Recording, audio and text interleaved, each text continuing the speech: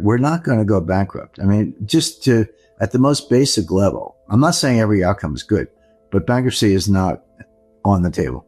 For the simple reason that our debt is denominated in a currency that we print. So in distress, people say, well, gee, what if China doesn't buy treasury notes? What if, Russia, well, they don't buy them anyway. We froze theirs. We're in the process of stealing them. But what if the world wakes up and decides they don't want any more treasury bills? You just call Jamie Dimon and say, Jamie, shoot him in. Just, but we control you. We regulate you. We can help or destroy your destiny. So start buying more treasury securities. And they will. And I'm picking on JP Morgan, but JP Morgan, Citi, Goldman, Morgan Stanley, Wells Fargo, Bank of America, all the too big to fail banks, they would have to buy more treasury. And the Fed could always buy more treasuries. And if JP Morgan needs money to buy the treasuries, they got like, I don't know how many $100 billion are in reserves at the Fed. So there's plenty of money to go around, and plenty of institutions to buy. So we're never going to have a situation where nobody buys treasury securities, because if that situation even emerged, as I say, the banks and the Fed would pick up the slack. It's not likely to happen anyway. I mean, that's what I described as the default position, but the world wants treasuries. That's the thing that nobody understands, I shouldn't say nobody, but a lot of the bankruptcy critics who don't understand. The biggest problem in the world today financially is not that people don't want treasury securities. It's the opposite. There's a dollar shortage. There's a global dollar shortage. And people go, wait a second, the Fed printed $10 trillion. How could there be a dollar shortage? That money didn't go anywhere. The Fed prints it by buying securities from the big banks, Goldman, Citi, the ones I mentioned. And the way they do it, they just, open market desk calls up Goldman Sachs trading desk and says, offer me 10-year notes or 5-year notes, whatever. And Goldman makes a price, done. And Goldman sends the notes to the Fed, and then the Fed pays for it with money that comes out of thin air. That's true. And that is money printing, if you want to call it that. But what does Goldman do with the money? They give it back to the Fed in the form of excess reserves. So all you're doing is inflating both sides of the Fed balance sheet. But that money, it's not going to business. It's not creating jobs. It's not being lent to entrepreneurs. It's not helping consumption. It's not doing anything. It's just sterilized on the Fed's balance sheet. The money that does drive the economy is created by banks, not the Fed, but commercial banks. If they make you a loan or make me a loan or whatever, we can, put it to good use. That's the problem, that there's not enough of that kind of M1, M2 style money creation. But people look at the Treasury publishes, I think it's monthly or quarterly, I think it's monthly, a report of foreign holdings of U.S. Treasury securities. And people see China going down. The Chinese ownership of Treasury securities is going down, and it has been. You go, see, the Chinese are dumping Treasury securities. No, they're not. They wish they had more. They are selling them because they need cash to prop up their banks. And that's the dollar shortage. And that's going on around the world. That's extremely dangerous because it threatens liquidity. If you weaken the dollar, then Americans have to pay more for foreign goods. So if you're buying Swiss watch, French wine, Japanese manufactured goods, vacation, whatever, in a world of weaker dollars, you're going to have to spend more to get those foreign goods and services. That may actually help the trade deficit, because if Americans say, well, I can't afford a European vacation this year because the dollar's cheap, I'll go to, the Grand Canyon or Disney World or something like that. That at the margin, that could help with the trade deficit, which the Trump administration is very focused on. But what it really is, it also makes U.S. goods less expensive from the foreign point of view. Just as it makes foreign goods more expensive for U.S. consumers, it makes U.S. goods less expensive for foreign buyers. So if you have Europeans or Chinese or Japanese or anybody else, and you need U.S. inputs, I mean, think about a world where we're manufacturing more in the U.S. and foreign trade partners want to buy our stuff, which is what we hope for, and you weaken the dollar, they can afford more stuff. It makes U.S. goods more affordable. And it's also a warning shot to the trading partners. Don't you dare cheapen your currency to offset the tariffs. We're going to cheapen our currency because we want to sell more exports. The trade deficit, of course, has two sides, imports and exports. Well, the tariffs are a way to reduce imports, but the cheapening the currency is a way to increase exports. And the combination will reduce the trade deficit and help GDP. I mean, this is all, it's a very complex, certainly complicated machine with a lot of moving parts, but this would be, cheapening the US dollar would be one of those parts. These supply chains are real. They did break down in beginning of 2018 through 2020. Of course, COVID made it worse. It did contribute to the extreme inflation we saw in 2022. June 2022, inflation was 9.1% annualized. So it has all those impacts.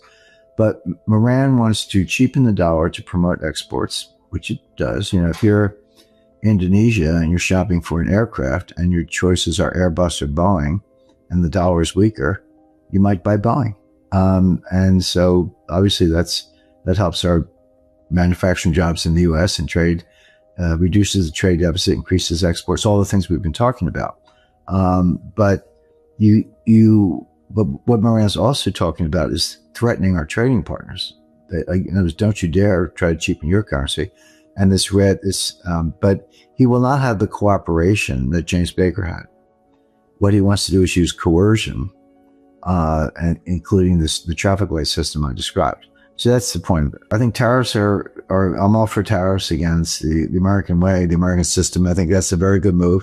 Scott Bessen's 3-3-3 plan makes perfect sense. It's, like I said, it's simple math, but yeah, you don't have to wipe out the debt. All you have to do is reduce that ratio, debt to GDP ratio, get moving in the right direction. That would be extremely beneficial. And then, the oil production will, basically be if not deflationary, at least disinflationary.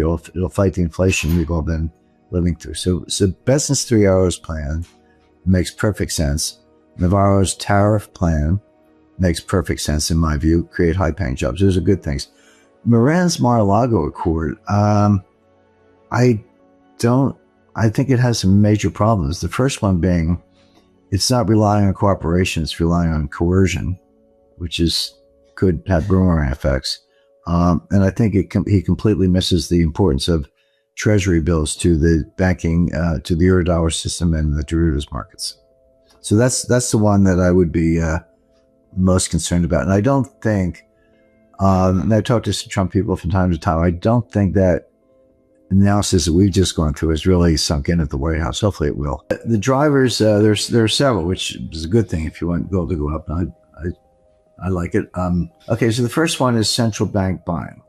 By the way, there's almost no retail interest in the United States. There is in other places, India, China, not in the U.S. I run into people all the time and they say, yeah, Jim, I talked to you a year ago and then you said buy gold. And I said, yeah, did you? And they go, no, because the retail, there is no retail frenzy at all. And there's barely any retail notice. A few people are buying the GLD ETFs in a little bit, but the buying is coming from institutions, in particular central banks. So we know who they are: China, Russia, India.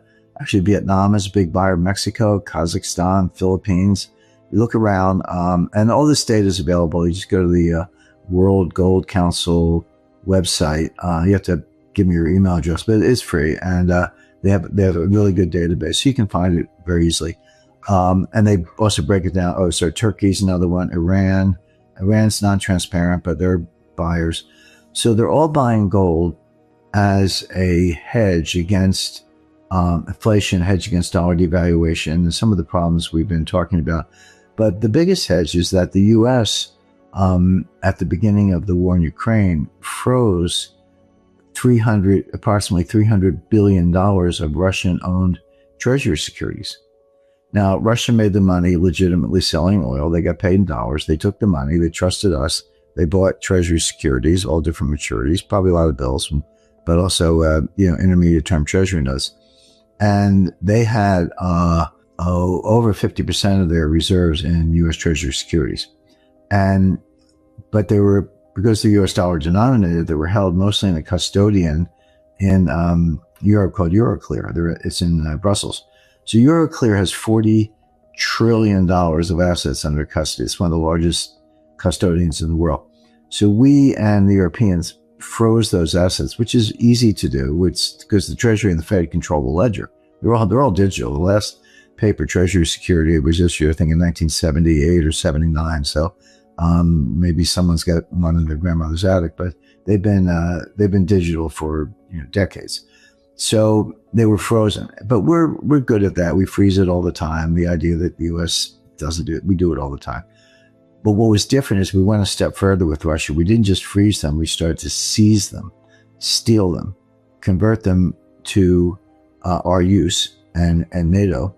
And they were collateral for a $50 billion loan to Ukraine. So think of the irony. Russia makes money selling oil. They put the money in treasuries.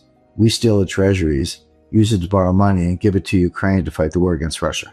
So that's what's going on. Well, India, China, Saudi Arabia, even Japan, Taiwan, others. And some of these people have upwards of $1 trillion, not quite $1 trillion, but upwards of $1 trillion treasury securities. Taiwan certainly does. They're looking at this and saying, wait a second, what if the U.S. wakes up and decides they don't like what I'm doing, or they don't like my policy? Are they going to do this to me? Well, how do you know? Well, one way to protect against that is physical gold. It's not digital. You can't freeze it. You can't seize it. Assuming you repatriate to your own country, put it in a nice vault, have an army, no one's going to touch it. By the way, Russia did that. In addition to, I mentioned $300 billion in treasury securities, but they had $150 billion at the time of gold, physical gold. And I always say Elvira Nabiullina, she's the head of the Central Bank of Russia. I would say she's the only central banker in the world who actually understands her job. But they put so much of their reserves in gold that has preserve them and help them get through the seizure of the U.S. Treasury securities and actually keep the Russian economy going and keep fighting the war in Ukraine.